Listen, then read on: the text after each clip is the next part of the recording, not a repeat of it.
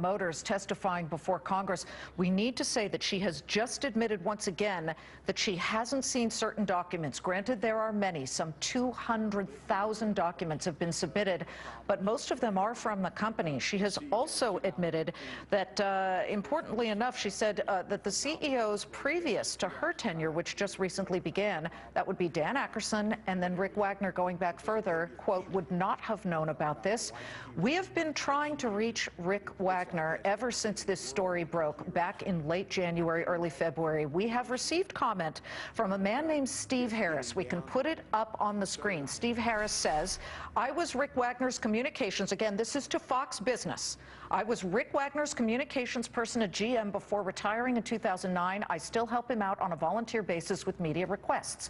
I've checked with Rick and he appreciates your interest in interviewing him, but he asked me to decline your request.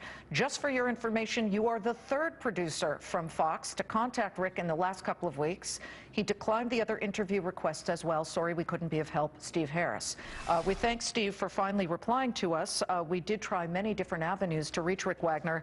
In fact, we would have been satisfied with just a comment, but you know, we didn't get that or an interview. But we did want to be fair and let you know that somebody on behalf of Rick Wagner has at least replied. But you just heard Representative Joe Barton of Texas say, absolutely, we should be bringing Rick Wagner and Dan Akerson before this committee to answer more questions, because GM CEO Mary Barra wasn't at the top at the time that this all began. However, she was at the company. We bring back Jeff Flock, who is live at a General Motors dealership in Chicago, and Lauren Fix, the Car Coach automotive analyst, both here with me. Jeff, I'm curious, have you talked to the head of this dealer, and how angry are they, or how concerned are they? Are they watching this very closely on TV? Are they listening on the radio? Well, I've talked to a couple of dealers. One says, oh, she's doing fine. Others are concerned about what's the message that's getting sent here and the culture at GM, which apparently insulated. Mark Royce, if you look to Ms. Barra's left, you see Mark Royce there. He's the new head of product development for GM. Has been with the company for a long time. His father was president of GM. He said that recall decisions were purposely isolated from the top management, not just the CEO, but all of the top leadership. A lot of people are shocked to hear this sort of thing, that it never even gets to them. If you put Rick Wagner before Congress, I suspect what you're going to hear is, I didn't know a thing about it. That's, I suspect, what you'll hear from him, because it's purposely, they were purposely isolated from these decisions. And that was the other headline from Mary Barra today, is that from Anton Valukas already, his preliminary finding was that some areas of the company would know something that would not get to another area of the company. It's not very satisfying, but that's the answer we're getting. Well, Lauren, that goes back to your point that there are many, many parts that make up a car, and General Motors is a huge, sprawling, great American, iconic name. But let's get to the issue here. She's the one in charge right now. What does she need to do? And do you feel that this has not gone very well? I mean, it started off kind of strong and then fell apart from there. I think she came on very confident that I'm sure she was prepared by her attorneys and her whole team, and Mark Royce probably has also helped her, and everybody that she's worked with over the years in quality control and planning and supply chain.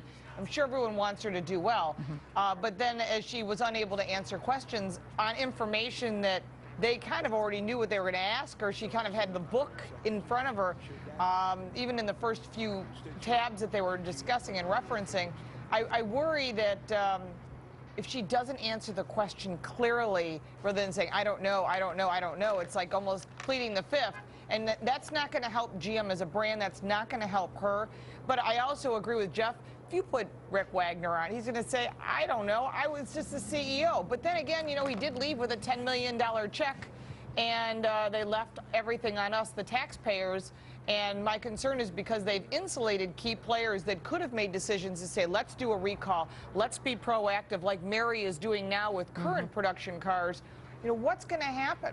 Is all of these potential lawsuits going to go back on us as the taxpayer? Are we going to be the ones that are going to have to foot the bill for this? Because we've got way too many fingers in the soup pot. You've got NHTSA who's at blame, you've got Delphi who's at blame, you've got GM that's at fault because of their quality department, and you start to wonder who's going to pay this bill. And I have a sinking, really bad feeling it's going to be us, the taxpayer. Excellent, excellent point. We thank Lauren Fix and, of course, Jeff Flock. We want to let you know, she just referenced NHTSA, National Highway Transportation Safety. They will be testifying. The head of NHTSA will be testifying in just a moment. We're continuing to follow this very closely. Closing bell ringing in less than 5 minutes with a big rally underway, second day in a row here. But once again, nothing short of startling as far as this testimony has been concerned. Next up, as I mentioned, the head of the National Highway Traffic Safety Administration. They were supposed to be watching all of this. Every time there's a recall or a problem, they are notified. What will we learn from that? And a news conference where Mary Barra has said she will go before TV cameras once she is done today. We'll carry it live. David Asman, my partner.